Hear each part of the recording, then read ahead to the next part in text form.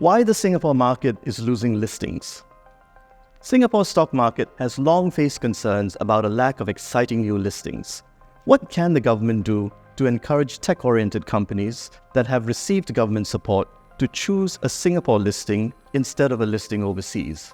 Measures that have been put in place to foster high-growth companies heading for a listing include the setup of the Anchor Fund at 65 by Temasek Holdings and the government, and the creation of the Growth IPO Fund by EDBI to invest in future market leaders and tech innovators. However, Minister of State for Trade and Industry, Alvin Tan, said the government will not make its support for promising companies conditional upon a listing in Singapore, as such an overly prescriptive approach might hamper their ability to achieve their commercial objectives, including obtaining the highest possible value for their shareholders.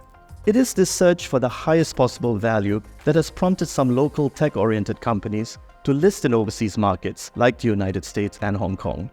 But Singapore isn't the only country that has struggled with getting new listings.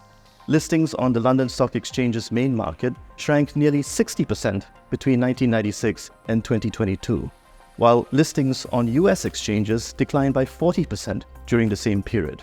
Researchers attribute this to a massive increase in the availability of private capital, which means startups remain in private hands for longer and achieve much greater operational scale than their predecessors before going public.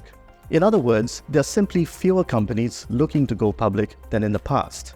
Another trend is that companies with links to Singapore that are listed overseas have experienced a rough ride over the last couple of years. Grab and Sea have tumbled dramatically from their highs back in 2021, and Razer, which saw the listing in Hong Kong, was delisted last year. So what should Singapore do to enliven its stock market? The government is probably right to avoid a prescriptive approach to getting promising companies to list locally, but the authorities could look at ways to encourage listed companies to address the undervaluation of their shares.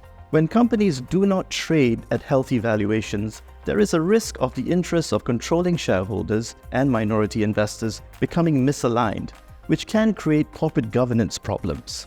A more vibrant local market, where companies are run for the benefit of all their shareholders, would naturally be a more conducive environment for new listings.